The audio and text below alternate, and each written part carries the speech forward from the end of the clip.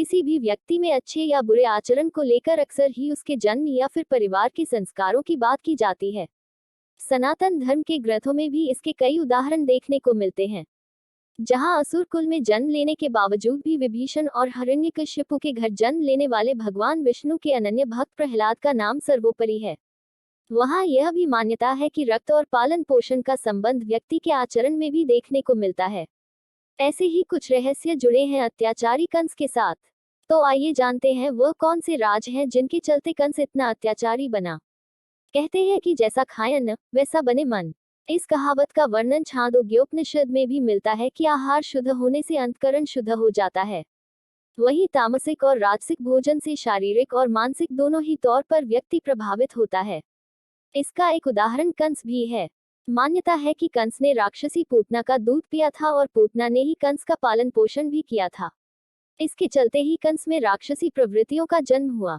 एक बार चारों संकादिक ऋषि सनक, सनंदन, सनातन और सनत कुमार भगवान विष्णु के दर्शन करने हेतु उनके बैकुंठ लोक में गए। बैकुंठ के द्वार पर जय और विजय नाम के दो द्वारपाल पहरा दिया करते थे। जय और विजय ने इन संकादिक ऋषियों को द्वार पर ही रोक लिया और बैकुंठ लोक के भीतर जाने से मना करने लगे। उनके इस प्रकार मना करने पर संकादिक ऋषियों ने कहा, अरे मूर्खों, हम तो भगवान विष्णु के परम भक्त हैं, हमारी गति कहीं भी नहीं रुकती है, हम देवाधिदेव के दर्शन करना चाहते हैं, तुम हमें उनके दर्शनों से क्यों रोकते हो? तुम लोग तो भगवान की सेवा में रहते हो, तुम्हें तो उन्हीं के समान समदर्शी होना चाहिए। भगवान का स्वभाव परम शांतमय है, तुम्हारा स्वभाव भी वैसा ही होना चाहिए। हमें भगवान विष्णु के दर्शन के लिए जाने दो। ऋषियों के इस प्रकार कहने पर भी जय और विजय उन्हें बैकुंठ के अंदर जाने से रोकने लगे। जय और विजय के इस प्रकार रोकने पर संकादिक ऋषियों ने क्रुद्ध होकर कहा, भगवान विष्णु के समीप रहने के बाद भी तुम लोगों में अहंकार आ गया है और अहंकारी का वास बैकुंठ में नहीं हो सकता। इसलिए हम तुम्हें शाप देते हैं कि तुम लोग पापयोनि में जाओ और अपने पाप का फल भुगतो। उनके इस प्रकार शाप देने पर जय और विजय भयभीत होकर उनके चरणों में गिर पड़े और क्षमा मांगने लगे।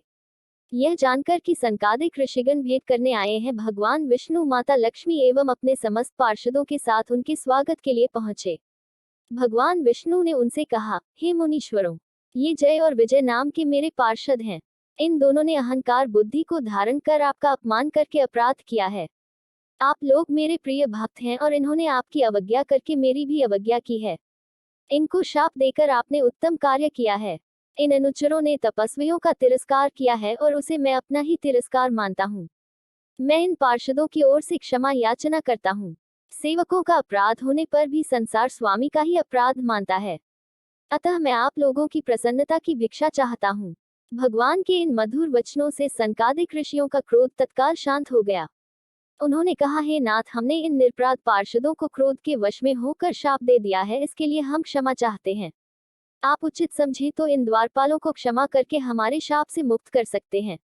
तब भगवान विष्णु ने कहा, मैं सर्वशक्तिमान होने के बाद भी ब्राह्मणों के वचन को असत्य नहीं करना चाहता, क्योंकि इससे धर्म का उल्लंघन होता है। आपने जो शाप दिया है वह मेरी ही प्रेरणा से हुआ है।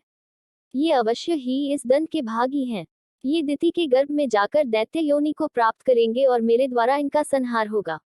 ये मुझसे शत्रुभाव रखते हुए भी मेरे ही ध्यान में लीन रहेंगे।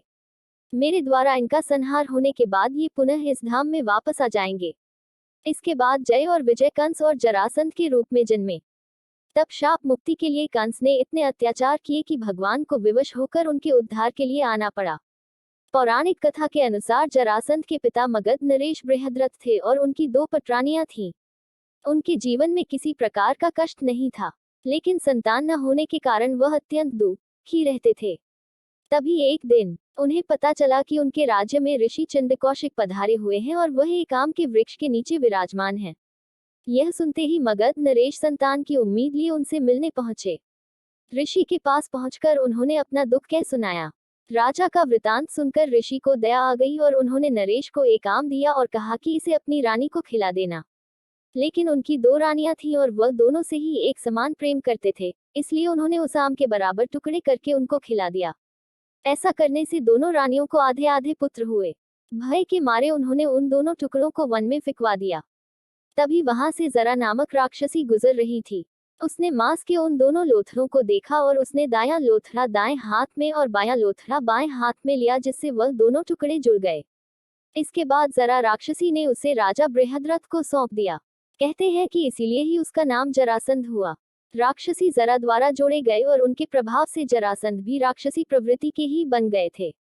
इसका प्रभाव कंस के ऊपर भी देखने को मिलता है। जब कंस जरासंध का दामाद बना तो मगध में कंस की भी वही छवि थी जो जरासंध की थी।